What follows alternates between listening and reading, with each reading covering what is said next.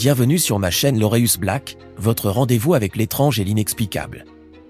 Aujourd'hui, je vous emmène dans l'histoire fascinante, mais terrifiante, du diamant Hope. Ce joyau est bien plus qu'une simple pierre précieuse ou un objet de convoitise. Avec sa couleur bleue profonde et envoûtante, il captive les regards, mais derrière cette beauté apparente se cache une histoire bien plus sombre. Depuis des siècles, le Hope est entouré de récits de malédictions, de tragédies et de morts mystérieuses. De ses origines dans un temple sacré en Inde, jusqu'à ses passages entre les mains des plus puissants de ce monde, chaque propriétaire semble avoir été marqué par un sort funeste. Mais cette malédiction est-elle réelle? Ou s'agit-il seulement d'une coïncidence tragique qui a traversé les âges?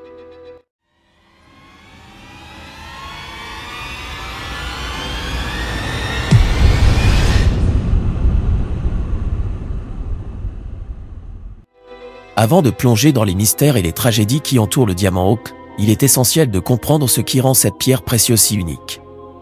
Le diamant Hope, pesant 45,52 carats, est taillé dans un style coussin antique brillant, mesurant 25,60 mm de long, 21,78 mm de large et 12 mm de profondeur.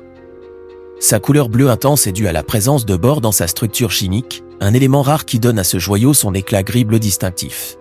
Ce diamant est également réputé pour son effet unique de phosphorescence rouge lorsqu'il est exposé à une lumière ultraviolette, un phénomène qui a contribué à alimenter sa réputation de pierre maudite. Sa clarté a été évaluée à VS1, un niveau de pureté élevé, malgré de légères inclusions visibles seulement sous forte loupe. Initialement découvert dans les mines de Kollur, en Inde, au début du XVIIe siècle, le diamant pesait alors 112 carats avant d'être retaillé à sa forme actuelle.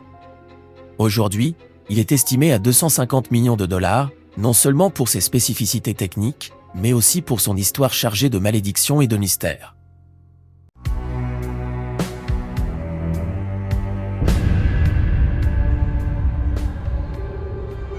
Le diamant Hope trouve son origine dans une légende fascinante qui remonte à plusieurs siècles. On raconte qu'il aurait été arraché à une statue sacrée de la déesse Sita, l'épouse fidèle du dieu hindou Rama, dans un temple ancien en Inde. Le vol de cette pierre précieuse aurait provoqué la colère des dieux, déclenchant une malédiction redoutable qui frapperait quiconque oserait posséder le diamant. Les récits locaux décrivent comment le temple était un lieu sacré, protégé par des gardiens spirituels, et que la pierre elle-même servait à symboliser l'œil de la divinité. En la retirant de son socle, le voleur aurait brisé un équilibre cosmique, condamnant la pierre et ses futurs propriétaires à des destins tragiques. Mais s'agit-il simplement d'une légende destinée à effrayer les voleurs, ou d'une vérité dissimulée sous le voile du mystère? L'histoire prend un tournant plus concret au XVIIe siècle, lorsque le diamant refait surface dans les écrits de Jean-Baptiste Tavernier, un marchand et explorateur français. Après un long périple en Inde, Tavernier revient en Europe avec un diamant bleu d'une rare beauté, pesant environ 115 carats. Cette acquisition marque le début de la légende moderne du diamant, mais aussi le début d'une série d'événements étranges et tragiques. Jean-Baptiste Tavernier était un marchand et explorateur français reconnu pour ses nombreux voyages en Asie. Né à Paris en 1605, il parcourt l'Europe dès son plus jeune âge, avant de se lancer dans 6 grands voyages vers l'Orient, entre 1630 et 1668. Il devient un expert en pierres précieuses, visitant notamment les mines de diamants de Golconde en Inde. Lors de son 6e voyage, Tavernier acquiert le fameux diamant bleu d'environ 112 carats, qu'il vend ensuite à Louis XIV en 1669. Tavernier était un fournisseur important pour la cour de Louis XIV, et le diamant bleu qu'il apporte devient l'un des joyaux les plus précieux de la couronne française. À cette époque, les grandes pierres précieuses étaient non seulement des symboles de pouvoir et de prestige, mais elles servaient aussi à soutenir les finances royales, pouvant être hypothéquées en cas de besoin. Son livre, Les 6 voyages, publié en 1676, relate ses aventures et ses transactions avec les monarques orientaux. Tavernier, connu pour son audace, a traversé des régions dangereuses en Perse et en Inde, affrontant des bandits et des conditions périlleuses pour acquérir ces précieuses gemmes. Malgré sa fortune, la fin de vie de Tavernier est entourée de mystères. Certains affirment qu'il est mort dans des circonstances malheureuses à Moscou en 1689, après avoir vendu la pierre. Cela alimente encore plus la légende selon laquelle quiconque possède le diamant est condamné à un destin tragique.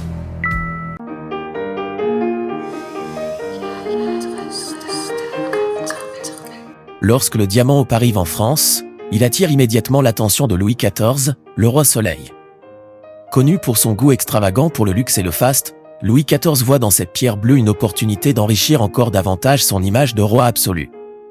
À la cour de Louis XIV, les joyaux n'étaient pas simplement des objets de luxe. Ils incarnaient le pouvoir divin et absolu du monarque, un symbole visible de la grandeur et de l'autorité royale. Pour Louis XIV, surnommé le Roi Soleil, chaque bijou de la couronne, et en particulier le diamant bleu, devait refléter la lumière éclatante de sa domination sur la France et sur l'Europe entière. Le diamant est taillé pour être intégré dans les joyaux de la couronne, devenant ainsi l'une des pièces maîtresses de la collection royale sous le nom de diamant bleu de la couronne. Sous les ordres de Louis XIV, le diamant fut taillé par Jean Pitan en 1673 pour devenir le premier grand diamant taillé en brillant, pesant environ 69 carats après cette transformation. Ce diamant d'exception fut serti dans l'insigne de la toison d'or, une parure de chevalerie ornée de pierres précieuses, portée par Louis XV. À cette époque, la toison d'or était non seulement un symbole de chevalerie, mais aussi une déclaration politique. En la portant, le roi réaffirmait l'alliance entre les maisons de Bourbon, françaises et espagnoles. Mais le pouvoir et la splendeur de la cour ne suffisent pas à échapper aux malédictions supposées qui entourent le joyau. À l'époque, les objets rares et exotiques, comme ce diamant venant d'Inde, étaient souvent entourés de mystères et de superstitions. Certains courtisans murmuraient que le diamant, arraché à un temple sacré, portait en lui une malédiction. Ces rumeurs, bien qu'officiellement ignorées, commençaient à s'insinuer dans les esprits au fur et à mesure que les tragédies frappaient la famille royale. Alors que le diamant brille au sommet de la gloire royale, l'ombre de la tragédie plane. Les dernières années de Louis XIV sont marquées par une série de catastrophes personnelles et politiques. Ses héritiers meurent successivement, emportés par des maladies ou des accidents, laissant le roi affaibli et accablé par le chagrin.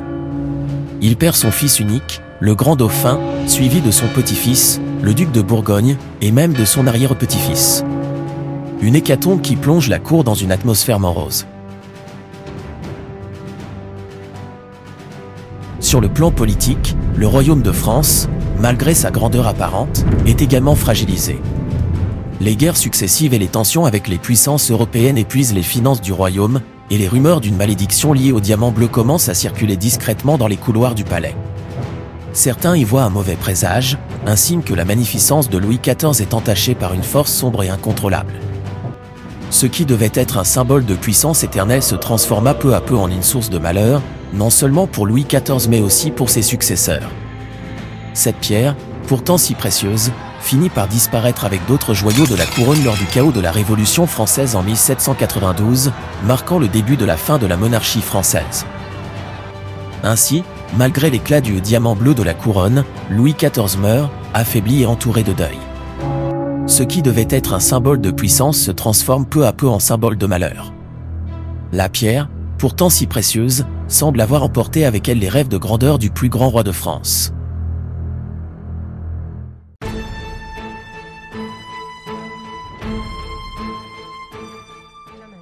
En 1792, la Révolution française éclate, plongeant le pays dans un chaos sans précédent. La monarchie est sur le point de s'effondrer, et le peuple, en quête de liberté, s'attaque aux symboles de l'oppression royale. Parmi ces symboles, les joyaux de la couronne deviennent des cibles de choix pour les révolutionnaires, symbolisant le faste et le pouvoir excessif de la royauté. L'un des trésors les plus emblématiques, le diamant bleu de la couronne, est conservé au garde-meuble, un dépôt sécurisé où étaient entreposés les joyaux royaux. Ce bâtiment abritait les biens précieux du roi depuis le début du XVIIIe siècle, lorsqu'il fut construit pour protéger et inventorier les trésors de la couronne. Au cours de la nuit du 16 septembre 1792, une bande de voleurs bien organisés s'introduit dans le garde-meuble, profitant du chaos révolutionnaire pour piller les joyaux de la couronne. Les voleurs parviennent à s'emparer de plusieurs des pierres les plus précieuses, dont le fameux diamant bleu de la couronne, ainsi que d'autres pièces historiques, comme le Régent, un autre célèbre diamant. Ce vol n'est pas une simple affaire de pillage opportuniste, mais un acte qui marque symboliquement la chute de la monarchie française. À cette époque, les joyaux royaux étaient soigneusement conservés et régulièrement inventoriés pour en garantir la sécurité. Un inventaire précis des joyaux de la couronne avait été réalisé en 1791, juste avant la Révolution, ce qui permettait de savoir exactement quelles pièces étaient présentes dans le garde-meuble. Parmi ces joyaux, le diamant bleu était l'une des pierres les plus précieuses. L'inventaire de 1791 confirme que le diamant était encore en possession de la couronne juste avant son vol. Après le vol, les autorités révolutionnaires mènent une enquête pour tenter de retrouver les joyaux volés. Bien que plusieurs pièces soient récupérées au fil du temps, le diamant bleu reste introuvable. les enquêtes de l'époque n'aboutissent à rien de concluant et de nombreuses théories commencent à circuler. Certains pensent que le diamant a été secrètement vendu à l'étranger, tandis que d'autres croient qu'il a été fondu ou caché pour toujours. La disparition de cette pierre précieuse, aussi emblématique, alimente encore davantage la légende du diamant maudit. Au fil des années, la disparition du diamant devient une source inépuisable de spéculation. Certains affirment qu'il aurait été utilisé dans des rituels occultes, dans une tentative de briser la malédiction qui semblait entourer la pierre. D'autres avancent que des révolutionnaires l'auraient caché pour empêcher son retour dans les mains des monarchies européennes.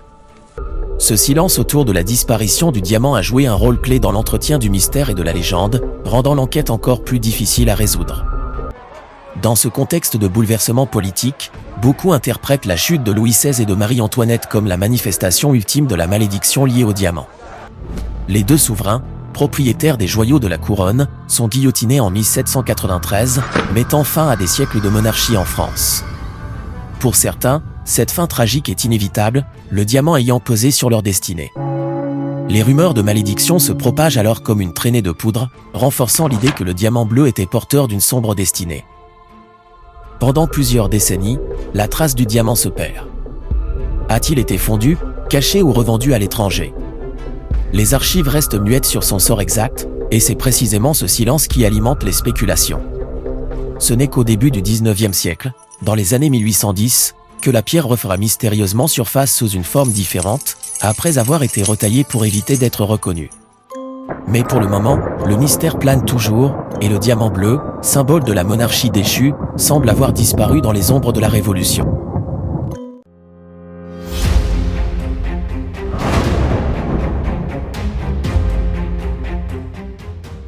Après des décennies de mystère, le diamant bleu refait surface en 1839, cette fois entre les mains de Henry-Philippe Hope, un banquier londonien et membre d'une puissante famille de financiers.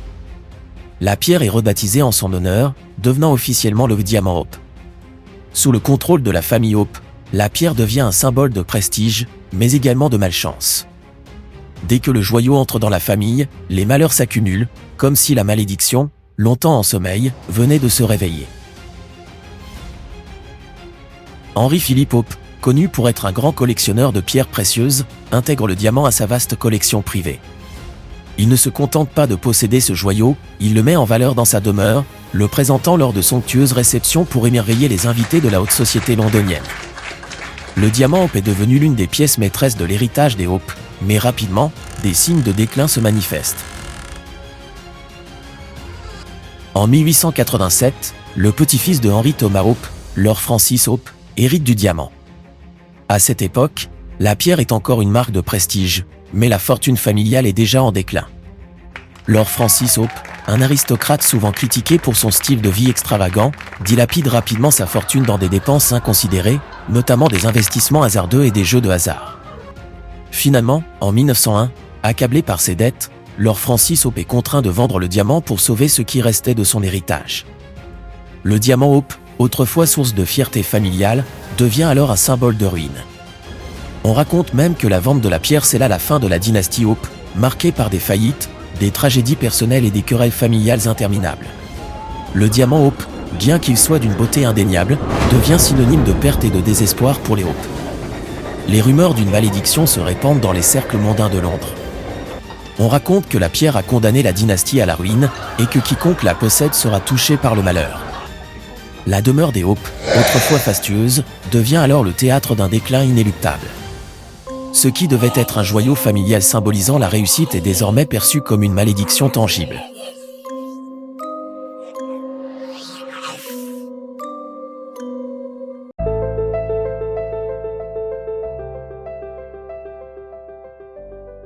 Après avoir causé ruine et désolation en Europe, le diamant Hope traverse à nouveau l'Atlantique, mais pas avant de passer entre les mains de plusieurs autres propriétaires malchanceux.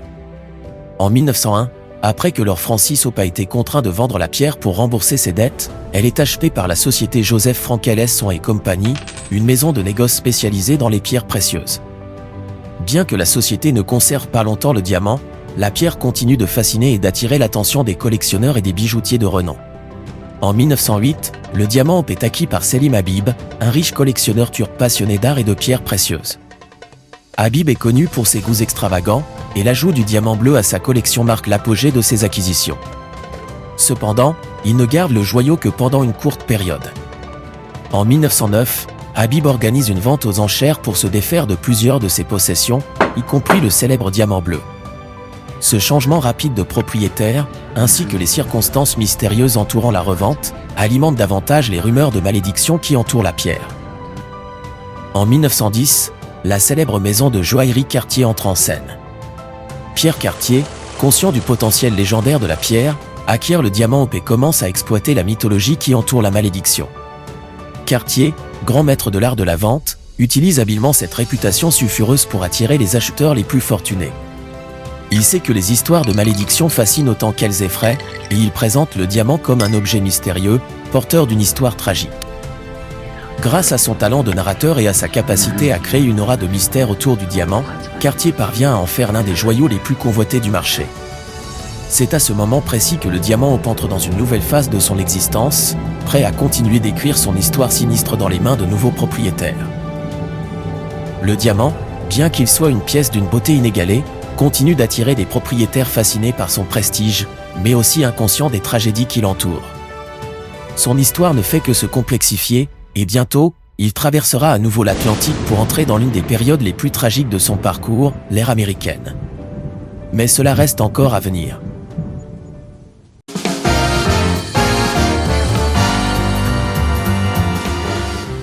En 1911, le diamant Hope entre dans une nouvelle ère de son histoire sinistre, lorsqu'il est acquis par Evaline Walsh McLean, une riche héritière américaine. Fille d'un magnate des mines d'or, Evaline grandit dans le luxe et la richesse, se mariant avec Edward Bill McLean, héritier du Washington Post. Ensemble, ils formaient l'un des couples les plus en vue de la haute société américaine, connus pour leur opulence et leur goût pour les objets d'exception. Cependant, l'achat du diamant allait plonger la famille dans une spirale de malheur. C'est Pierre Cartier, célèbre joaillier, qui vendit le diamant à Evaline Walsh McLean. Cartier, bien conscient de la légende de la malédiction qui entourait la pierre, utilisa cette réputation pour piquer la curiosité de McLean.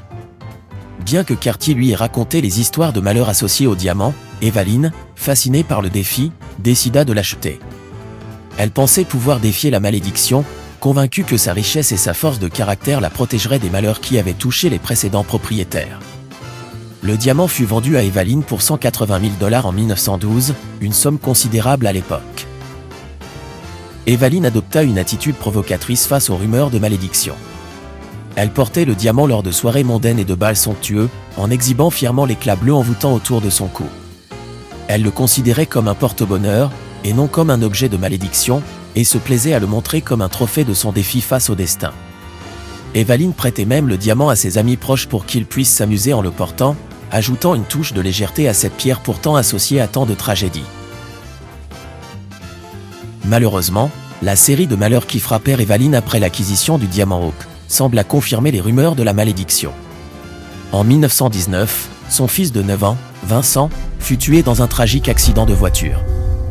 Ce fut un coup terrible pour Evaline, qui croyait jusque-là que le diamant lui apporterait bonheur et prospérité. Les proches de la famille la supplièrent de se débarrasser de la pierre, mais elle s'y accrocha obstinément, convaincue que cet événement tragique n'était qu'une coïncidence. Les malheurs continuèrent. En 1933, sa fille, Evie, âgée de 25 ans, succomba à une overdose. Ce deuxième coup du destin brisa définitivement Evaline Walsh McLean, la plongeant dans une profonde dépression. En plus de ses pertes personnelles, le mariage d'Evaline avec Edward Bill McLean s'effondra sous le poids des épreuves. Edward tomba dans l'alcoolisme, et le couple finit par se séparer. Un autre événement marquant dans la vie de McLean fut son isolement progressif. Bien qu'elle ait débuté sa vie dans la richesse et la mondanité, les tragédies successives la conduisirent à se retirer de la société. Evaline s'enferma dans un monde de solitude, entouré de souvenirs douloureux. En plus des pertes personnelles, elle perdit également la plupart de ses amis et ses contacts sociaux.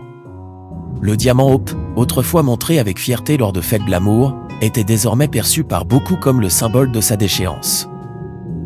Evaline finit par sombrer dans la folie. Certains témoignages relatent qu'elle portait le diamant même lors de ses moments de grande tristesse, comme un rappel constant du défi qu'elle avait tenté de relever contre la malédiction. Elle mourut en 1947, délaissée et brisée, après une vie marquée par des excès, mais aussi par des pertes tragiques irréparables. Même après sa mort, beaucoup dans la haute société américaine restèrent convaincus que c'était la malédiction du diamant Hope qui avait détruit sa vie. La pierre, bien qu'extraordinaire par sa beauté, semblait attirer le malheur là où elle allait, emportant avec elle la vie et l'espoir de ceux qui osaient la posséder.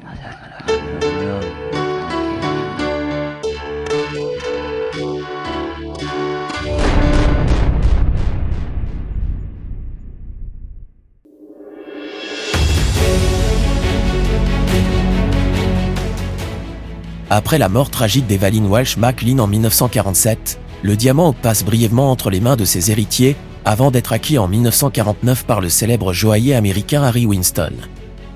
Winston, surnommé le roi des diamants, est bien connu dans le monde de la haute joaillerie pour ses transactions spectaculaires et ses créations exquises. Pour lui, le diamant représente bien plus qu'un simple joyau, c'est une pièce unique, imprégnée d'histoire, de mystère et bien sûr, de légende. Winston, conscient de l'aura mystérieuse et de la malédiction qui entoure le diamant Hope, décide de l'exposer au public. Pendant près de 10 ans, il utilise la pierre comme pièce maîtresse dans de nombreuses expositions de charité à travers les États-Unis, notamment lors de sa fameuse tournée des diamants. L'objectif de Winston est double, il souhaite sensibiliser le public à l'importance de préserver les pierres précieuses comme des trésors culturels, tout en récoltant des fonds pour diverses œuvres caritatives. Finalement, en 1958, Winston prend une décision qui étonne la communauté des collectionneurs et des experts en joaillerie, il décide de faire don du diamant au Smithsonian Institution à Washington, D.C. Ce geste généreux fait du diamant Hope l'une des attractions les plus célèbres du National Museum of Natural History, où il est encore exposé à ce jour. L'histoire raconte que Harry Winston a expédié le diamant par courrier ordinaire, dans une simple boîte en papier brun. Le coût d'envoi de ce trésor inestimable s'élevait à seulement 2,44 $, une anecdote qui est devenue célèbre et qui témoigne de la confiance de Winston dans le système postal américain. Ce don marque une nouvelle ère pour le diamant, qui passe d'un symbole de malheur à un objet d'admiration scientifique et publique. Contrairement à ses prédécesseurs, Harry Winston ne semblait pas croire à la malédiction du diamant Hope. Grâce à lui, la légende du diamant Hope s'est transformée en un héritage national, attirant des millions de visiteurs chaque année.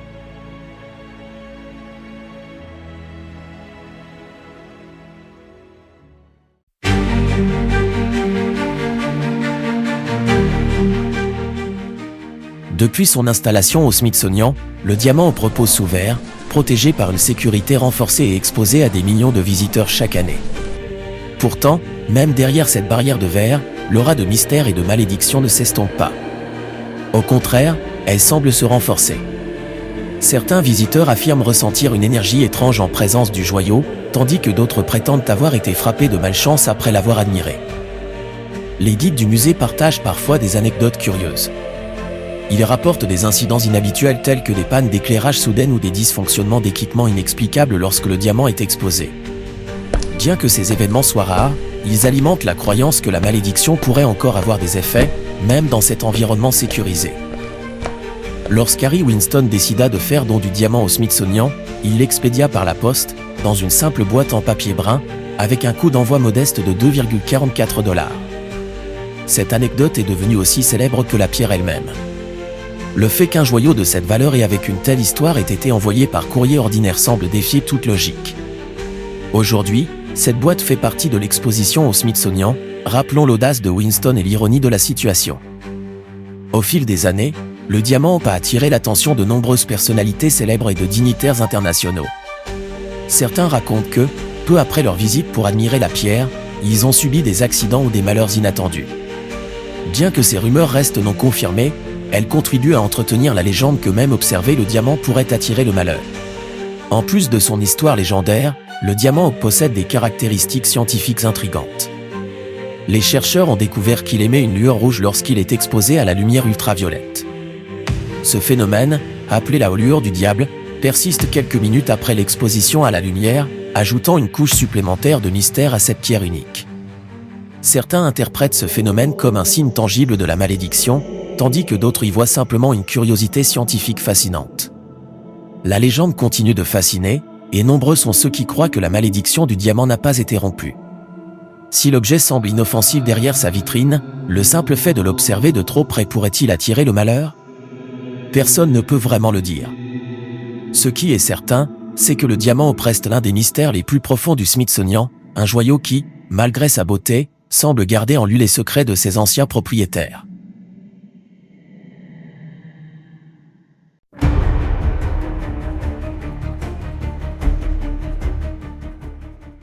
La malédiction du diamant est-elle une réalité, ou n'est-ce qu'une succession tragique de coïncidences?